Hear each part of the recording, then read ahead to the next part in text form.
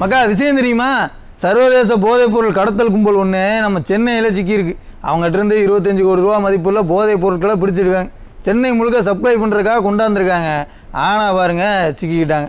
நாட்டில் போதைப் பொருள் புழக்கம் எவ்வளவு தீவிரமாக இருக்குங்கிறதுக்கு இதெல்லாம் ஒரு சாட்சி.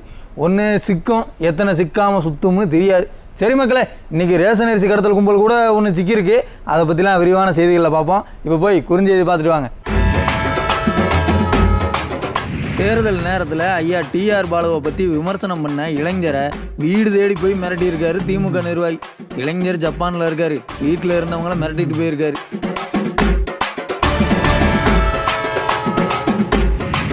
சென்னையில் ரோந்து பணியில் இருந்த போலீஸ்காரங்களை திமுக ஆதரவாளர்கள் அடித்து துவைச்சிருக்காங்கப்பா. அமைச்சர் தாமோ அன்பரசனோட மகனோட உதவியாளர் உட்பட 3 பேர் கைதாகியிருக்காங்க.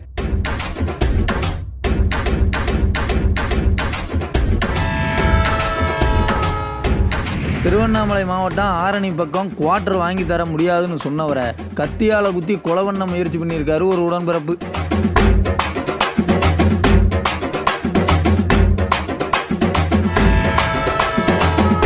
போதைப்பொருள் கடத்தல் மட்டும் இல்லை, ரேஷன் அரிசி கடத்தல்லையும் ஒரு திமுக உடன்பிறப்பு சிக்கியிருக்காரு.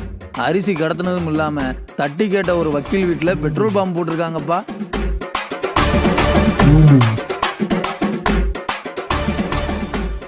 குறுஞ்செய்திகளை பார்த்துட்டோம், வாங்க விரிவான செய்திகளையும் பார்த்துருவோம். யாத்தே ஊராடாது என்னையா அது, தப்பாக தட்டி கேட்டால் பெட்ரோல் பம்ப் யூஸுறாங்க. ஸ்டாலினியா, இதை பற்றிலாம் நீங்கள் பேசுவீங்களா? எப்படி பேசுவீங்க? நாம் தான் தமிழ் பேப்பரே படிக்க மாட்டோமே, எல்லாம் ஹிந்தி பேப்பர் தான். மணிப்பூர் பிரச்சனை, டெல்லி பிரச்சனை தான் பேசுவோம். இங்கே வந்து பார்த்தீங்கன்னாக்கா எவன் வெட்டி அடிச்சாலும் நமக்கு என்னன்னு தான் இருப்போம். அப்படி தானுங்க, இப்படியே இருங்க, நாடு ஊருப்பட்டுரும். கோவில்பட்டியில் 23 பேர் கொண்ட ரேஷன் அரிசி கடத்தல் கும்பல் ஒன்று இருக்குன்னு சொல்கிறாங்க. அந்த கும்பலோட வேலை என்னென்னா, ரேஷன் அரிசியை பாலிஷ் பண்ணி கேரளாவுக்கு கடத்தி காசு சம்பாதிக்கிறது தான். சின்ன சின்ன பசங்களை மிரட்டி ரேஷன் அரிசியை கடத்த வச்சுட்டு இருக்காங்க. அந்த வகையில் திமுகவை சேர்ந்த பாம்பு கார்த்திங்கிறவர் ஒரு சின்ன பையலை மிரட்டி வீடு வீடாக போய் ரேஷன் அரிசியை வாங்கிட்டு வர சொல்லியிருக்காரு. அந்த சின்ன பையன் முடியாது போயான்ட்டான். கடுப்பான அந்த திமுக உடன்பிறப்பு அந்த சின்ன பையலை கண்ட மாதிரி போட்டு அடிச்சிருக்காரு. பாருங்க, நான் கடவுள் படத்தில் மாற்றுத்திறனாளிகளை அடித்து உதச்சி பிச்சை எடுக்க வைப்பாங்க பாருங்க, அந்த மாதிரி படிக்க வேண்டிய குழந்தைகளை ரேஷன் அரிசி கடத்த சொல்லுதாங்க. இந்த பையனை அடித்த விவகாரம் அந்த பகுதியில் இருக்கிற மாரிச்செல்வங்கிற வக்கீலுக்கு தெரிய வந்திருக்கு. உடனே அந்த வக்கீல் உடன்பிறப்பை கூப்பிட்டு சத்தம் போட்டிருக்காரு. கடுப்பான உடன்பிறப்பு என்ன செஞ்சாருன்னு இந்த சிசிடிவி காட்சியில் பாருங்க.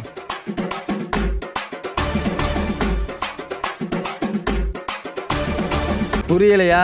வேற ஒன்றும் இல்லைப்பா, தப்பாக தட்டி கேட்ட வக்கீல் வீட்டுக்கு கூலிப்படையோட போய் பெட்ரோல் குண்டு வீசியிருக்கு இந்த உடன்பிறப்பு. அருமல்ல, நல்ல கட்சி. திமுக அயலகாணி பொறுப்பில் இருந்த ஜாஃபர் சாதிக்கு போதைப் பொருளை கடத்தி சிக்கினார். இங்கே என்னடானா இளைஞரணி பொறுப்பில் இருக்கிற ஒருத்தர் ரேஷன் அரிசியை கடத்திக்கிட்டு இருக்காரு. அரிசி கடத்தினதும் இல்லாமல் தப்பை தட்டி கேட்டால் பெட்ரோல் குண்டு வேற வீசுகிறாங்க. இது கட்சியா இல்லை கடத்தல் கும்பலா? ஊரில் உள்ள மாஃபியா கும்பலை பூரா கட்சிக்குள்ளே வச்சுக்கிட்டு மாடல் ஆச்சுன்னு மாறு தட்டுற ஐயா ஸ்டாலின் வாய் திறந்து இதுக்கு ஏதாவது பதில் சொல்வாரா? அட நாங்கள் கேட்கல, ஜனங்க கேட்குறாங்க.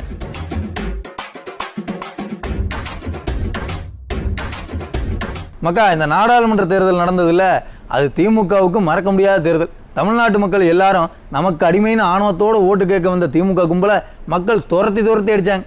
அந்த வகையில் ஜப்பானில் இருக்கிற ஒருத்தர் ஐயா டிஆர் பாலுவை விமர்சனம் பண்ணி வீடியோ போட்டிருக்காரு. அதை பார்த்து கடுப்பான உடன்பிறப்புகள் என்ன பண்ணாங்கன்னு நீங்களே பாருங்கள். தேர்தலில் ஓட்டு போடுறது மட்டும் ஜனநாயக கடமை இல்லை, பொய் வாக்குறுதி கொடுத்து மக்களை ஏமாத்துற விளம்பர கும்பலை வெளுத்து வாங்குறதும் ஜனநாயக கடமை தான்னு நம்ம ஊர் ஜனங்க நல்லா புரிஞ்சுக்கிட்டாங்க. அதனால் திமுகவை நல்லா கேள்வி கேட்டு விரட்டினாங்க. அந்த வகையில் பொழப்பு தேடி ஜப்பானுக்கு போன ஒரு இளைஞர் தன்னோட ஜனநாயக கடமையை நிறைவேற்றுற மாதிரி ஸ்ரீபெரும்புதூர் எம்பி ஐயா டிஆர் பாலுவை கேள்வி கேட்டு ஒரு வீடியோவை போட்டிருந்தாரு.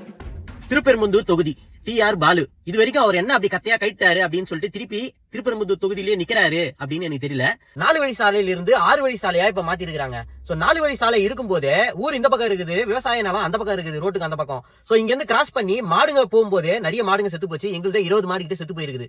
அது மட்டும் இல்லாம கிராஸ் பண்ற ஊருக்காரங்க நிறைய பேர் இறந்து போறாங்க. சோ இதுக்கு ஒரு மேம்பாலம் கட்டுங்க அப்படின்னு பல நாள் கோரிக்கையா சொல்லிட்டு இருக்கிறோம். இன்ன வரைக்கும் ஒண்ணுமே ஒரு கைட்ல. கேட்டீங்களா? தேர்தலுக்கு முன்னாடி இந்த வீடியோவை அந்த இளைஞர் போட்டார். இதை பார்த்து கடுப்பான உடன்பிறப்புகள் ஜப்பானில் இருக்கிற இவரை எதுவும் செய்ய முடியாமல் ஸ்ரீபெரும்புதூரில் இருக்கிற இளைஞரோட அப்பாவை மிரட்டியிருக்காங்க. என்னையா உன் மகன் இப்படிலாம் வீடியோ போட்டிருக்கான், சொல்லி வை, வீட்டுக்கு தண்ணி கனெக்ஷனு ட்ரைனேஜ் கனெக்ஷன்லாம் வேணுமா வேணாமா, எப்படி வாங்குவ அப்படின்னு மிரட்டியிருக்காங்க. மிரட்டினது அடிமட்ட தொண்டர்லாம் இல்லைங்க, திமுக நகர செயலாளரே இறங்கியிருக்காருன்னா யார் சொல்லி இறங்கியிருப்பாருன்னு பார்த்துக்கோங்க. டிஆர் பாலு திருப்பெரும்புதூர் தொகுதி எம்பிங்க. ஸோ அவரை பற்றி இந்த தொகுதியில் இருக்கிற பிரச்சனைகள் என்னென்ன அப்படின்றத அவர் காதுக்கு போய் சேரணும் அப்படின்றதுக்காக நான் 2 காணொலி பதிவேற்றம் பண்ணியிருந்தேன். ஸோ அதுக்காக அவங்க என்னோட தந்தையை என்ன மிரட்டியிருக்காங்க அப்படின்றத அவரே சொல்லுவார், நீங்கள் கேளுங்க. என்ன பிரச்சனை, உன்னை என்ன மிரட்டினாங்க சொல்லு கொஞ்சம். என்னோட மகன் சிவராமகிருஷ்ணன் டிஆர் பாலு எம்பி ஸ்ரீபெரும்புதூர் தொகுதியை பத்தி யூடியூப்ல போட்டதால நீ எனக்கு ஒரு 4 வீடு இருக்கு ஸ்ரீபெரும்புதூர்ல. அதுல பேரூராட்சி தலைவர் அம்மா இருக்காங்க. அவங்க கணவர் ஸ்ரீபெரும்புதூர் செயலாளர். அவர் என்ன நேத்து கூப்பிட்டு எப்படி நீ உன் மகன் இந்த மாதிரி எப்படி போடலாம், பாலுவை பத்தி என் கட்சியை பத்தி எப்படி போடலாம், அதனால நீ எப்படி வீட்டு வரி வாங்குவ, எப்படி நீ குடிநீர் கனெக்ஷன் வாங்குவ, எப்படி நீ பாதாள சாக்கடை கனெக்ஷன் வாங்குவ, எல்லாம் என்னாலதான் வரணும், எப்படி பண்றேன்னு பாக்குறேன் அப்படின்னு நேற்று என் தலைவர் சொன்னாரு. பல வருஷமா எம்பியா இருந்திருக்காரு. மத்தியில் பாஜக காங்கிரஸ் 2 கட்சி ஆட்சிலையும் அமைச்சரா இருந்திருக்காரு. அவரை ஜனங்க கேள்வி கேட்கத்தானே செய்வாங்க. கேள்வி கேட்டதுக்காக தண்ணி தர மாட்டேன்னு சொல்லி மிரட்டினா என்ன அர்த்தம்? இதுதான் திமுகவோட உண்மையான முகம். விளம்பரத்தில் இவங்க சிரிச்ச முகத்தோட நல்ல பிள்ளை மாதிரி நடிப்பாங்க. நிஜத்தில் அந்த கட்சி மொத்தமும் தீய சக்தி தான். என்னமக்கா நான் சொல்றது சரிதானே? கும்பகோணத்தில் கஞ்சா போதை இளைஞர்கள் கவர்மெண்ட் பஸ் கண்டக்டரை அடித்த காட்சிகளை பார்த்துருப்பீங்க.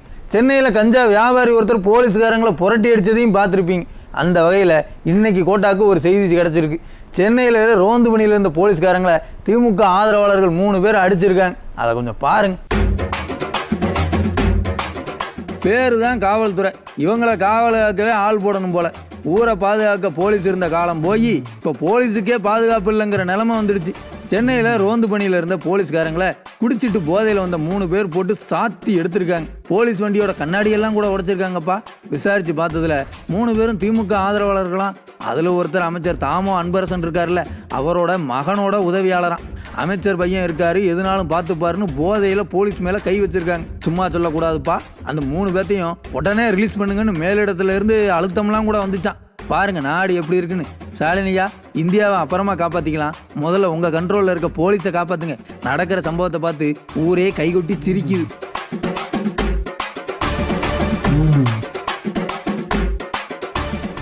திருவண்ணாமலை பக்கம் குவார்டர் வாங்கி கொடுக்கலன்னு கத்தியை வச்சு குத்திட்டாரு ஒரு உடன்பிறப்பு. திமுக ஆட்சியில் இருந்தால் நீங்கள் கேட்கும்போதெல்லாம் குவார்டர் வாங்கி வாயில் ஊற்றி விடணுமா? ஊற்றலைன்னா வயிற்றுல கத்தியை இறக்கிடுவீங்களா? நல்லா இருக்கியா அவங்க நியாயம்? திருவண்ணாமலை மாவட்டம் ஆரணி பக்கம் சுரேஷ் மற்றும் சம்பத்துங்கிற 2 நண்பர்கள் ஜாலியாக சரக்கு சாப்பிட்டுட்டு இருந்திருக்காங்க. அவங்க போதாத காலம் அந்த பக்கமாக திமுக கிளை செயலாளர் ஆனந்தன் அப்படிங்கிறவர் அங்கே வந்துட்டார். வந்தவர் எனக்கு சரக்கு வாங்கி கொடுங்கன்னு சம்பத்துக்கிட்ட கேட்டிருக்காரு. சம்பத்து முடியாதுன்னு சொன்னதால் டென்ஷனான ஆனந்தன் சம்பத்தை அடிச்சிருக்காரு. நண்பன் அடிக்கையில் கூடவே இருந்த சுரேஷ் சும்மா இருக்க முடியுமா? அவர் பீர் பாட்டில் எடுத்து திமுக நிர்வாகியோட மண்டையை உடைச்சிட்டாரு. மது கேட்ட உடன்பிறப்பின் மண்டை உடைபட்டால் கழக கண்மணிகள் சும்மா இருப்பாங்களா?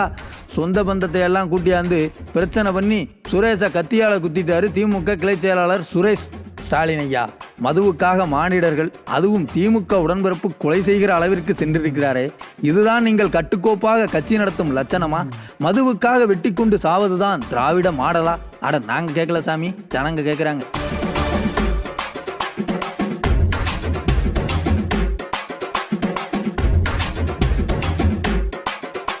எங்கே பார்த்தாலும் கடத்தல், கத்தி குத்து, போதைன்னு நாடே சீரழிஞ்சு கிடக்கு.